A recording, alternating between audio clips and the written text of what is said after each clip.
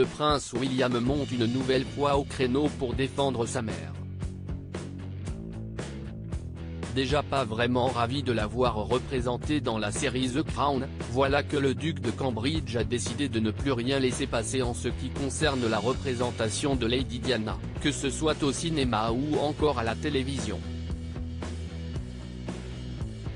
Ainsi, après avoir obtenu gain de cause dans l'affaire de l'interview controversée accordée par la princesse de Galles en 1995, voilà qu'il a décidé d'attaquer la chaîne à cause de son nouveau projet en cours. Les faits reprochés, représenter sa mère dans une fiction inspirée de la vie de Jimmy Savile, un présentateur de télévision accusé également de pédophilie. Intitulé The Reckoning, ce film, dont la diffusion est prévue prochainement, tracera le parcours de cette personnalité de la télévision britannique accusée de centaines d'agressions sexuelles commises sur les lieux même de son travail, à la BBC, ainsi que dans divers établissements scolaires et hospitaliers dont il était le donateur.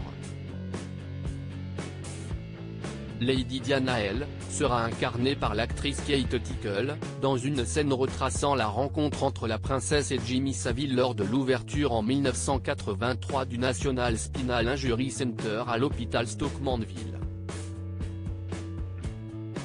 Le prince William aurait préféré ne pas voir sa mère figurer aux côtés de ce vil monstre, a ainsi déclaré une source au Daily Mail, précisant qu'il est particulièrement mécontent que ce soit dans une émission de la BBC, qui s'est avérée si controversée. William a accusé la BBC d'avoir alimenté la paranoïa de Diana, une référence évidemment à l'interview de 1995, qui a été récemment reconnue comme ayant été accordée suite au chantage de Martin Bashir, qui avait usé de moyens peu scrupuleux pour obtenir des confidences de la part de Lady Diana.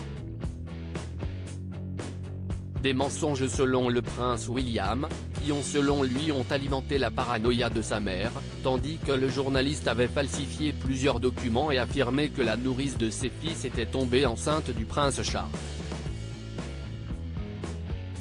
Elle a été trompée non seulement par un journaliste véreux, mais aussi par les dirigeants de la BBC qui ont détourné le regard au lieu de poser les questions qui fâchent, avait-il ainsi dénoncé. Et visiblement ce nouvel affront ne sera pas pardonné.